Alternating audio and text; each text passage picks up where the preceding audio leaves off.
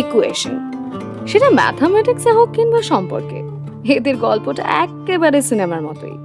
একসাথে পথ চলার শুরুয়াত যদিও 10 বছর আগে, কিন্তু কাহিনীর সূত্রপাত সেই নার্সারি স্কুল থেকে, যে সময় এরা একে অপরের ঘোর শত্রু ছিল।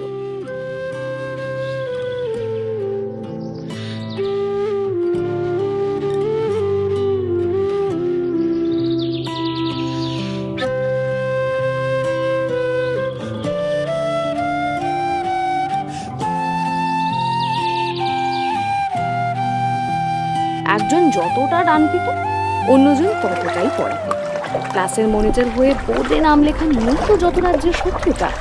নার্সারি থেকে হাই স্কুলে উঠে গেলেও একে অপরকে সহ্য না করতে পারার ব্যাপারটা সেই থেকেই গেল। কোইন্সিডেন্টালি পাশাপাশি স্কুল 11-12 একই ব্যাচে পড়া থাকলেও বা কি, রাস্তায় দেখা হলেও যেন একে অপরকে কেউ চিনতেই পারে না। 2014 সালে হঠাৎ ব্যাচে একদিন অঙ্ক খাতা অদল বদলে এদের পুরো জীবন কাহিনী পাল্টে গেল।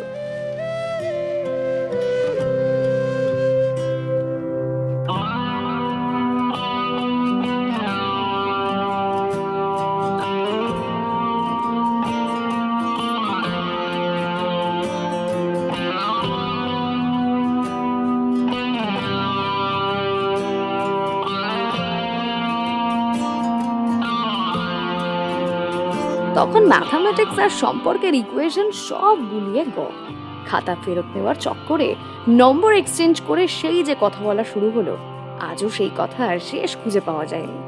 অঙ্কের ক্লাসে ভোঁতাইবাবুর দূরত্ব কত মিটার, সেই সমাধান খুঁজে বার করতে করতেই তাদের দূরত্বটাও কমে গেল। ম্যাথ ক্লাসে পাশাপাশি বসে একে অপরকে ভালো লাগতে লাগতে অঙ্ক টঙ্ক কষে দিব্যি বাড়ি ফেরার পথেই দেবব্রত অনিন্দিতাকে প্রপোজ করে বসল। তারপর আর কি, শুরু হলো নতুন অঙ্ক কষা।